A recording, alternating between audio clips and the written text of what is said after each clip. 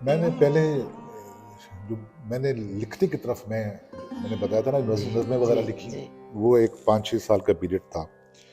وہ اس میں تو ایک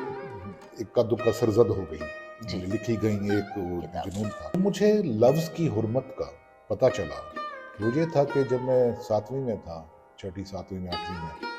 تو میرے نانا کی بینائی جاتی رہی تھی۔ اچھا اچھا، میرے والد صاحب کو کتابیں جمع کرنے کا بہت شوق تھا۔